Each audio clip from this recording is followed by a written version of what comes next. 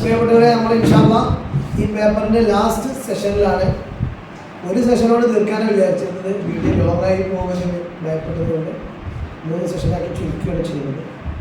അപ്പോൾ ഏകദേശം ഈ പേപ്പറിൻ്റെ എല്ലാ ഭാഗങ്ങളിലേക്കും എത്തിയിട്ട് ഉണ്ട് എന്ന് തന്നെയാണ് വിശ്വസിക്കുന്നത്. ലാസ്റ്റ് ചെയ്ത് നമ്മൾ സാമ്പിളിങ്. എന്താണ് സാമ്പിളിങ്? സാമ്പിളിങ് എന്തിനെ എന്നാണ് ഈ പാഠത്തിൽ പഠിക്കുന്നത്. സാമ്പിളിംഗ് എന്ന് പറഞ്ഞാൽ സിമ്പിളായിട്ട് നിങ്ങൾക്ക് മനസ്സിലാക്കാൻ സ്റ്റഡിങ് എ പാർട്ട് മൊത്തം മനസ്സിലാക്കാൻ വേണ്ടി ഒരു ഭാഗത്തെ എടുത്ത് പഠിക്കും. ഉദാഹരണത്തിന് നിങ്ങളൊക്കെ വീട്ടിൽ കാണുന്നത് പരിചയമുള്ള സംഭവമാണ്. ഉമ്മമാർ വീട്ടിൽ ചോറ് വെന്തു അല്ലെങ്കിൽ അരി വെന്തു എന്നറിയാൻ എല്ലാ അരിയും തിരഞ്ഞു നോക്കിയാണ് നെക്കി വെക്കുമോ? ഇല്ല. ആ ചോറിൻ്റെ ഒരു വരി ഇങ്ങനെ വാങ്ങിയിട്ട് ഒറ്റ അരി ഇങ്ങനെ നെക്കി വെക്കാൻ തീരുമാനമാണ്. അത് വെന്തു, അത് വെന്താ എല്ലാം വെന്തു. അതാണ് ഒറ്റ മൊത്തം മനസ്സിലാക്കാൻ വേണ്ടി അല്പത്തിന് പിടിച്ചു പഠിക്കുക. ഇതാണ് മനസ്സിലാക്കേണ്ടത്. ഇനി നമ്മൾ വൈ സാമ്പിൾ. എന്തിനാണ് സാമ്പിൾ? നമ്മൾ ടൈം ലാഭിക്കാം, മണി ലാഭിക്കാം, അധ്വാനം ലാഭിക്കാം, തൊഴിൽ ലാഭിക്കാം, തൊഴിലാളികളെ ലാഭിക്കാം, അല്ലേ? ഉദാഹരണത്തിന് നമ്മൾ ഈ അരിയുടെ കേസ് എടുക്കുകയാണെങ്കിൽ എല്ലാ അരി കൂടി ഇങ്ങനെ വെക്കി വെക്കാൻ എത്ര സമയം കൊണ്ട് വേണം? നമുക്കൊരു വീട്ടിൽ 1 കിലോ അരി വെച്ചാൽ തന്നെ എത്ര അരിമണികളായിട്ട് ഉണ്ടാവും. അപ്പം അതേപോലെ തന്നെ ഒരു പ്രശ്നം പഠിക്കുകയാണ്. ഇപ്പോൾ ഈ കോളേജിലെ കുട്ടികളുടെ സ്വഭാവം നല്ല ഉഷാറാണ്. എന്താ കാരണം? അപ്പോൾ ഒരു കുട്ടീനെ പിടിച്ചാൽ മതി, ആ കുട്ടിയിൽ നിന്ന് മൊത്തം മനസ്സിലാക്കി ഇവിടുത്തെ സ്വഭാവം എങ്ങനെയാണ്.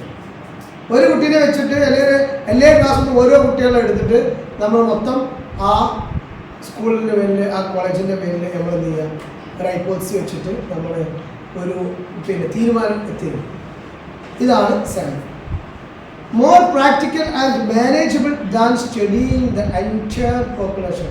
പോപ്പുലേഷൻ മൊത്തം പഠിക്കുന്നതിനെക്കാട്ടും നമുക്ക് വളരെ പ്രാക്ടിക്കലായ മാനേജബിളായിട്ട് പഠിക്കാൻ പറ്റിയ കാര്യങ്ങളാണ്.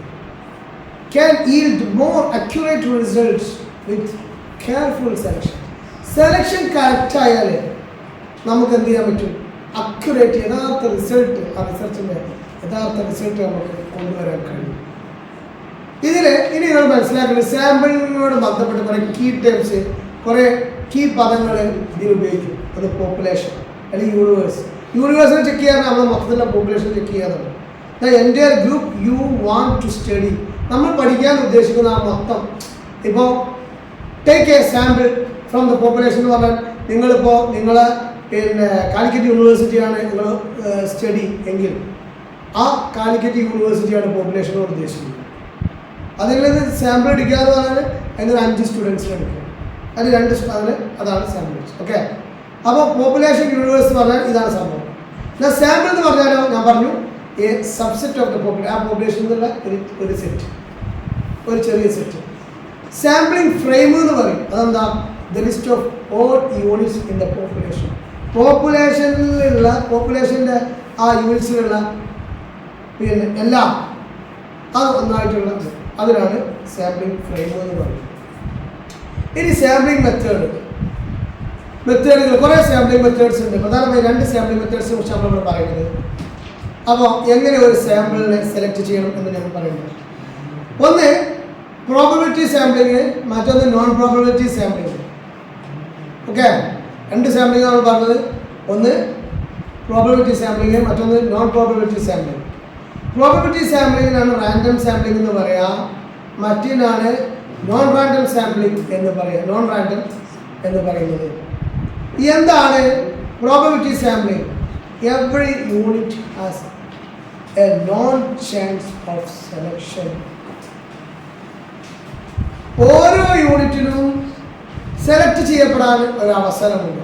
ഇതാണ് പ്രോബബിലിറ്റി സാമ്പിളിംഗ്. ഇതിൻ്റെ എക്സാമ്പിളാണ് നമ്മളുടെ ലോട്ടറി അല്ലെങ്കിൽ റാൻഡം നമ്പർ മെത്തേഡൊക്കെ ഇതിൽപ്പെട്ടതാണ്. പറഞ്ഞാൽ മനസ്സിലായില്ല. അതായത് ലോട്ടറി ഇഷ്ടംപോലെ ടിക്കറ്റ് ഉണ്ട്. ഏതോ ഒന്നിന് 100 കോടി ഇല്ലേ? ഉണ്ട്. അത് ഓരെടുത്തിന് മാത്രമാണോ അല്ലെങ്കിൽ കോഴിക്കോട്ടുകാരെടുത്തിന് മാത്രമാണോ സാധ്യത? അതിന് എത്ര സാധ്യത ഉണ്ട്? അതേ സാധ്യത ഇവിടെ ഉള്ള ഈ ചെറൂരുള്ള ലോട്ടറിക്കാരൻ്റെ ലോട്ടറി ടിക്കറ്റിനും പോസിബിലിറ്റി ഉണ്ട്. അതാണ് every unit as A non chance of selection. ആ സെലക്ഷനിക്ക് ഒരു അവസരമുണ്ട്. സിമ്പിൾ റാൻഡം അല്ലെങ്കിൽ lottery or random number method. Lottery അല്ലെങ്കിൽ റാൻഡം നമ്പർ മെത്തേഡ് എന്ന് പറഞ്ഞാൽ നമ്മളിപ്പോൾ എല്ലാ 10 ഓരോ 10 പിന്നെ 20 അങ്ങനെ നമ്മൾ 10ാം നമ്പർ അങ്ങനെ ഒരു ഐറ്റംസ് വെക്കുകയാണെങ്കിൽ. അതേപോലെ stratified divide population into groups and sample from each. ഇതിനാണ് സ്ട്രാറ്റിഫൈഡ് എന്ന് പറഞ്ഞത്. പോപ്പുലേഷനെ കുറേ ഗ്രൂപ്പുകളാക്കി തിരിച്ചു. അതിന് സ്ട്രാറ്റ എന്നാ പറയാം. പോപ്പുലേഷനെ കുറേ ഗ്രൂപ്പാക്കി തിരിച്ചു. എന്നിട്ട് ആ ഓരോ ഗ്രൂപ്പിൽ നിന്നും കുറച്ച് സാമ്പിൾസ് കിട്ടും. അപ്പോൾ പോപ്പുലേഷനെ ഒന്നുകിൽ ഒരു സിമ്പിൾ ഒരു ഇത് ഞാൻ പറഞ്ഞുതരാം. യുവാക്കൾ, കുഞ്ഞുങ്ങൾ, മധ്യവയസ്കർ, വയോധികർ, ഇപ്പം 4 ക്ലാസിഫിക്കേഷൻ ഞാൻ ചെയ്തു. ഇതിൽ നിന്നൊക്കെ ഓരോ 5 സാമ്പിളുകൾ. എന്നിട്ട് ഇവരുടെ അവസ്ഥ എങ്ങനെയാണ്, ഇവരുടെ ആരോഗ്യനില എങ്ങനെയാണ് ആഫ്റ്റർ കൊറോണ. അപ്പോൾ ഇതാണ് സ്ട്രാറ്റിഫൈഡ് മെത്തേഡ് എന്ന് പറഞ്ഞാൽ. പിന്നെ സിസ്റ്റമാറ്റിക് എന്ന് പറഞ്ഞാൽ select every dashed unit from A list. ഓരോ ലിസ്റ്റിൽ നിന്നും ഇത്രാമത്തേലും എടുക്കുക.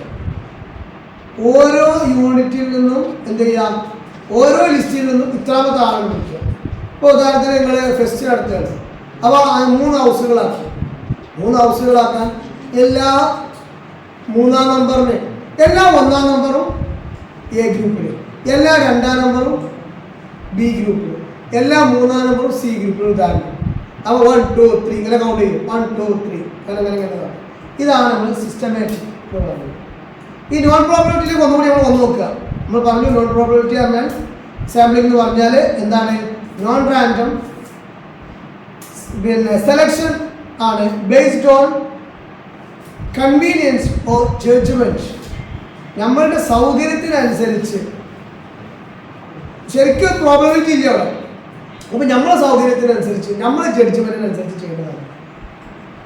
ഇവിടെ ടൈപ്സ് നോക്കുകയാണെങ്കിൽ ഒന്ന് കൺവീനിയൻസ് ആണ്, സെലക്ടിങ് ഈസിലി അവൈലബിൾ റെസ്പോണ്ടൻസ്. ഇപ്പോൾ ഉദാഹരണത്തിന് നമ്മൾ ഒരു കോളേജിനെ കുറിച്ച് പഠിക്കാൻ ചെയ്യും. അപ്പോൾ അവിടെ ലീവാണ്, അവിടെ ലീവാണ്, മന്ത്ലി ലീവാണ്, കുട്ടികളൊക്കെ പോയിക്കുന്നത്. എന്നാലും ഓരോ കുട്ടികൾ 1-2 കുട്ടികൾ അവിടെ ഉണ്ട്. ഓരോ ക്ലാസ്സിലും കുട്ടികൾ എറണാകുളത്തുള്ള ആൾക്കാരും ട്രിവാൻഡ്രത്തുള്ള ആൾക്കാരും അപ്പോൾ ആ കോളേജിലുള്ള മലപ്പുറത്ത്. അപ്പോൾ എന്ത് ചെയ്തു, ആ ഉള്ള ഓരോ ക്ലാസ് കുട്ടികളെ എടുത്തിട്ട് ഓരോ കുറിച്ച് പഠിച്ചിട്ട് നമ്മൾ ഈ കോളേജിൽ പോയതിൻ്റെ മൊത്തത്തിൽ എന്ത് ചെയ്തു, ജനറലൈസ് ആയിട്ട് ഈ കുട്ടികളുടെ സംസ്കാരം പോരാ, അല്ലെങ്കിൽ ഇവിടെ നല്ല സൂപ്പർ കുട്ടികളാണ് എന്നാണ് തീരുമാനം. അത് പറ്റുമോ? കാരണം ശരിക്കും അവിടെ യഥാർത്ഥ സാമ്പിൾസ് ഇല്ല.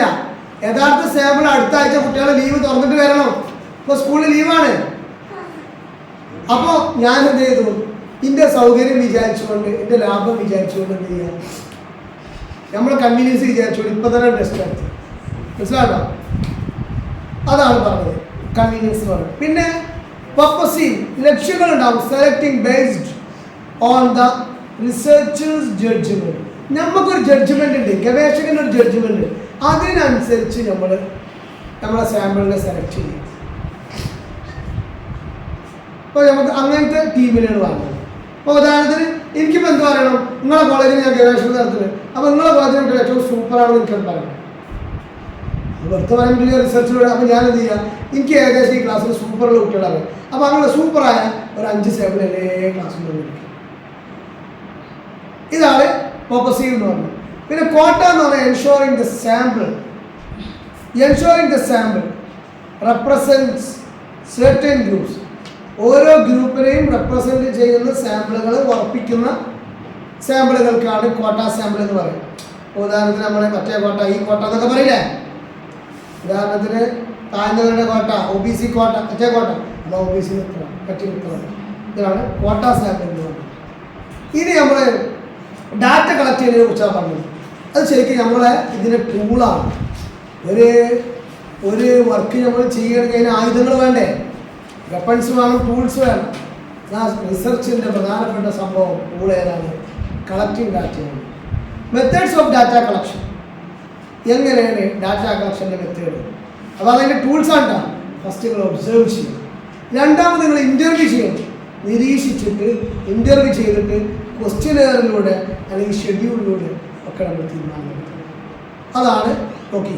എന്നാൽ ഒബ്സർവേഷൻ എന്ന് പറഞ്ഞാൽ watching and recording behaviour in its natural set.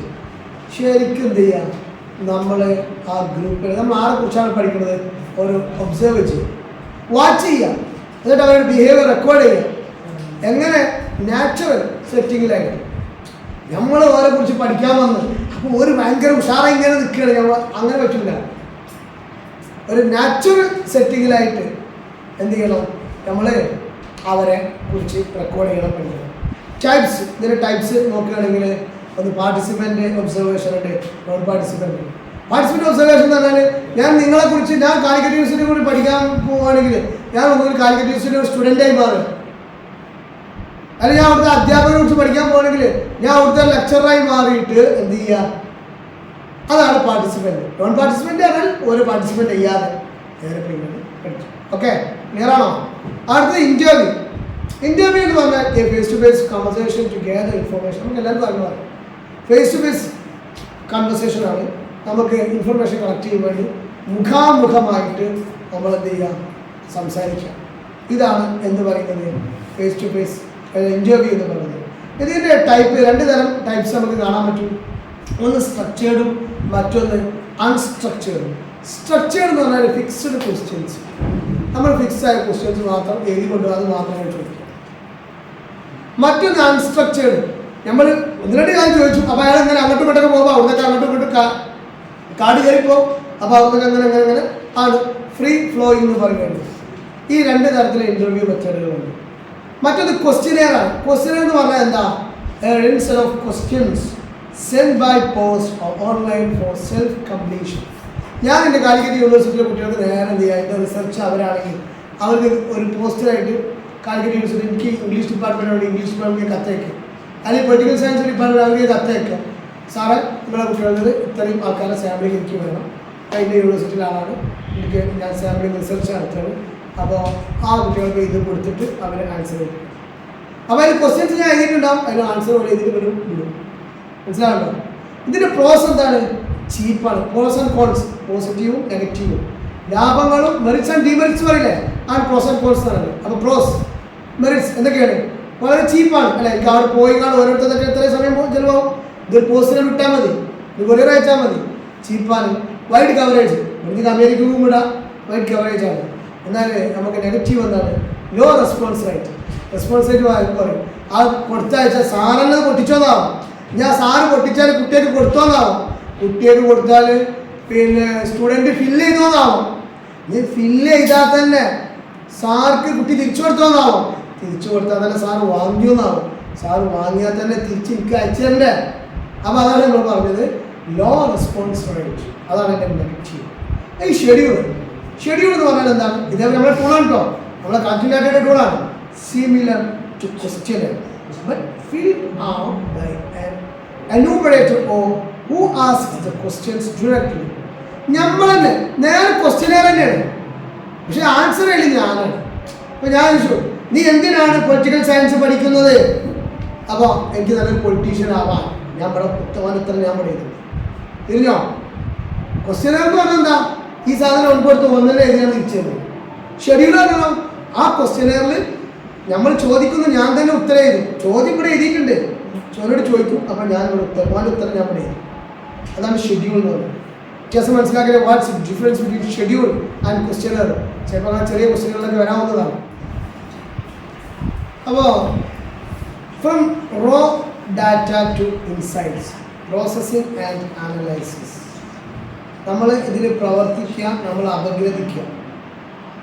അപ്പോൾ നമ്മളുടെ കച്ച ഡാറ്റ, റോ ഡാറ്റ, ആ ഡാറ്റ നമുക്ക് എന്താണ് ഇൻസൈറ്റ്സ്, നമ്മളൊരു ഇൻസൈറ്റ് ഉണ്ടാക്കണം, നമ്മളതിലേക്ക് ഒരു ലക്ഷ്യത്തിലേക്ക് എത്തിച്ച് ഒരു തീരുമാനത്തിലേക്ക് എത്തിക്കും.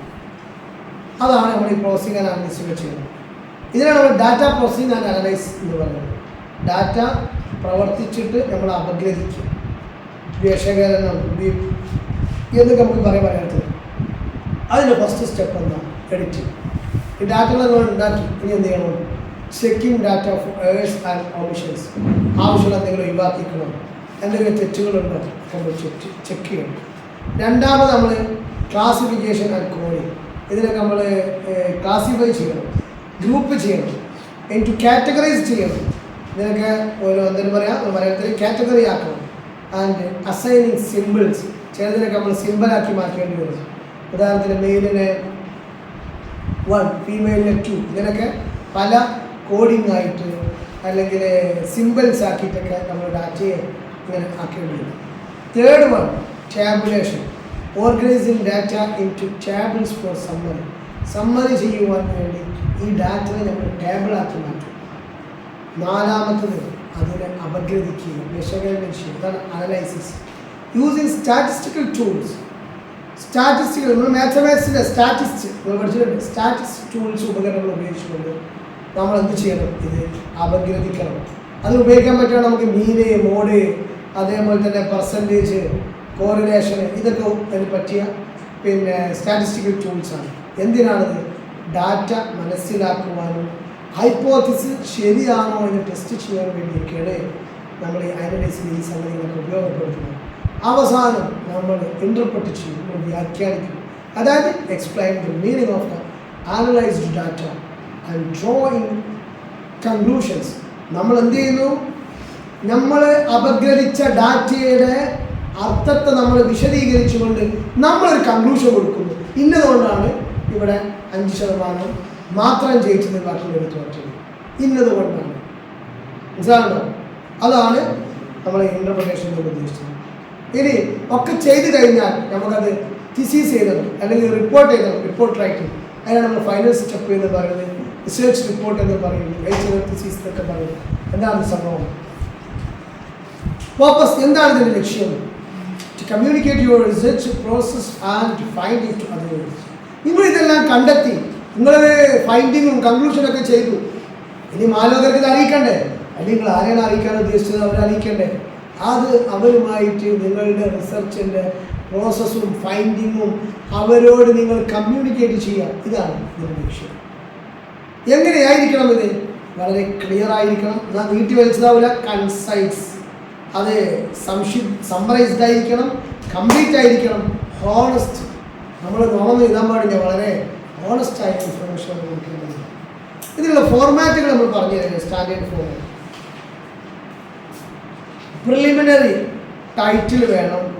ആദ്യമായിട്ടൊരു ഇതിന് വേണ്ട സംഗതി, ആദ്യം ടൈറ്റിൽ വേണം, കണ്ടൻസ് വേണം, അക്നോളജ്മെൻറ്റ് വേണം. കണ്ടൻസ് എന്താണ് ഇതിൻ്റെ content?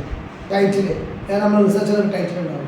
India teaching of Arabic comparative analysis and Indian and UAE universities. അറബി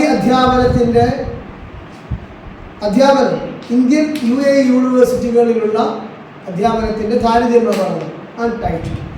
കണ്ടൻസ് ഇതിൽ എന്തൊക്കെയാണ് വരുന്നത്? അക്നോളജ്മെൻറ്റ്, നമ്മൾ അക്നോളജ്മെൻറ്റ്, നമ്മളെ യൂണിവേഴ്സിറ്റികളിൽ അക്നോളജ്മെൻറ്റ് ഉണ്ടാവും. ഇൻട്രൊഡക്ഷൻ, നമ്മൾ ഒരു ഇൻട്രൊഡക്ഷൻ കൊടുക്കണം. അതിന് നമ്മൾ പ്രോബ്ലംസ് എന്താണ്, ഒബ്ജക്റ്റീവ്സ് എന്താണ്, ഹൈപ്പോത്തസിസ് എന്താണ് പറയുന്നത്. പിന്നെ ഒരു മെത്തഡോളജി ഉണ്ടാവും. മെത്തഡോളജി പറഞ്ഞാൽ നമ്മളെ റിസർച്ച് ഡിസൈനാണ്. Research design, sampling, data collection, ഇതൊക്കെ നമ്മൾ എങ്ങനെ ചെയ്യുന്നു, എന്തൊക്കെയാണ്, ഇതൊക്കെ നമ്മൾ റിസർച്ച് മെത്തഡോളജി പറയുന്നത്. Last third analysis and finding.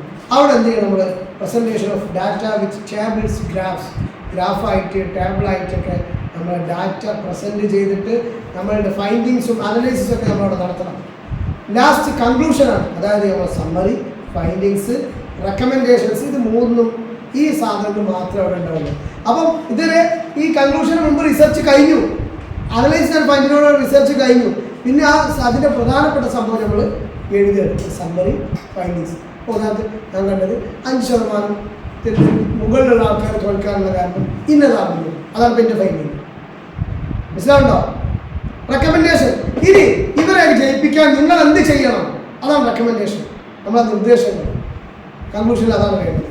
Summary, findings.